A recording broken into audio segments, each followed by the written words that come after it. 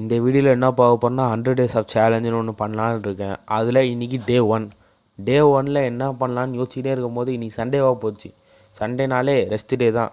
எந்த work out பண்ணுறவங்ககிட்டயோ இல்லை இன்ஃப்ளூயன்சர்கிட்டயோ இல்லை பாடி பில்டிங் பண்ணுறவங்ககிட்டயோ யார்கிட்ட கேட்டாலும் சண்டேப்பா நான் எந்த வேலையும் செய்ய மாட்டேன் அப்படின்னு சொல்லி ஓரமாக உட்காந்துருவாங்க. ஏதாவது ஒர்க் பண்ணுறதா இருந்தாலும் சின்ன சின்ன ஒர்க்காக இருக்கும். யாரும் அவ்வளோ பெரிய ஒர்க்லாம் பண்ண மாட்டாங்க, புரியுதுங்களா? அதனால் ஏஞ்சிட்டு காலைல பல் தேய்ச்சிட்டு டீ குடிக்கலாமா காஃபி குடிக்கலாமா ஒரு மந்தத்திலே ஏஞ்சி போய் பால் எடுத்தேன். பாலை எடுத்துகிட்டு அடுப்பை ஸ்டார்ட் பண்ணும்போது ஒரு நெருப்பு மாதிரி வந்துச்சுங்க. அந்த இடத்துல ஷாக் ஆனவன் தான். அப்புறம் அடுப்பை ஆன் பண்ணிட்டு பால் காசலான்ட்டு பால் எடுத்தேன். பால் எடுத்து ஊற்றும் போது என்ன ஆச்சு, ஆட்டிக்கினே ஊற்றினேன் பாருங்கள். ஊற்றும் போது பால் கீழே மேலே எல்லாத்துலேயும் ஊற்றி விட்டேன். அந்த கிண்ணத்துலேருந்து புகை அப்படி வந்துச்சு புகை. அதை பார்த்து எனக்கு ஒரு பயம், எங்கள் அம்மா திட்டுவாங்களோ அப்படின்ட்டு. அந்த பயத்துலேயே மூஞ்சி எப்படி வச்சு ஆட்டுறேன் பாருங்கள். அந்த மூஞ்சி அப்படியே பாலை தூக்கி ஓரம் ஃப்ரிட்ஜில் வச்சுட்டு அப்புறம் டீ போடுறதா காஃபி போடுறதான்ற மயக்கத்துலேயே டீ தூளை கொட்டி போட்டேங்க. எனக்கு பிடிச்சது காஃபி தான், இருந்தாலும் டீயை குடிக்கணுமான்ற எண்ணத்துலேயே டீயை குடிப்போம். சரி ஓகே டீ தானே ஒரு நாளைக்கு எதுவும் ஆகாது, லைட்டாக டீ தூளை கொட்டு. ஆனால் எனக்கு பார்த்தீங்கன்னா சர்க்கரை போட்டால் பிடிக்காது. நார்மலாகவே சர்க்கரை போட்டால் டீ குடிக்க மாட்டேன்.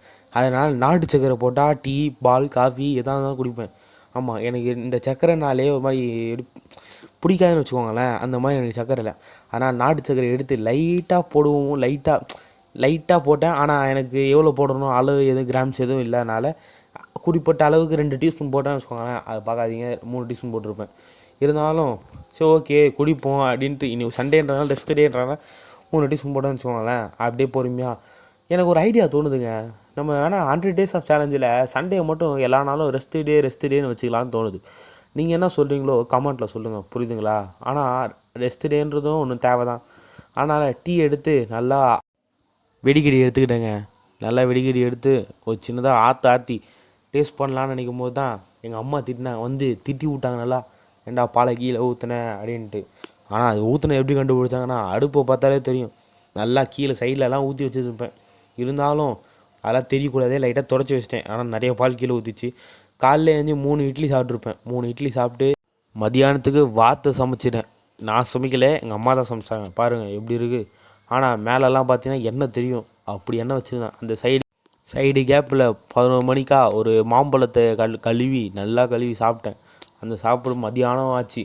மதியானம் பக்கத்து வீட்டில் ஆண்டி பிரியாணி கொடுத்தாங்க. அந்த பிரியாணியோட அந்த வாத்து வச்சு சாப்பிடும்போது எப்படி திரும்ப இருந்துச்சு. வாத்து நல்லா சாஃப்டாக இருந்துச்சு. அப்புறம் கொஞ்சம் ஸ்னாப்பை ஒன்று போட்டேன் சின்னதாக. நல்லா தூங்கினேங்க.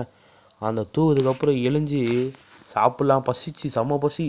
எழுஞ்சிக்கலாமா வேணாமான்னு தோணுச்சு. அந்த பிரியாணி அந்த மீதி இருந்த பிரியாணி இருந்துச்சு. அதை நல்லா சாப்பிட்டு இன்னோட நாளை முடிச்சுக்கிறேன்.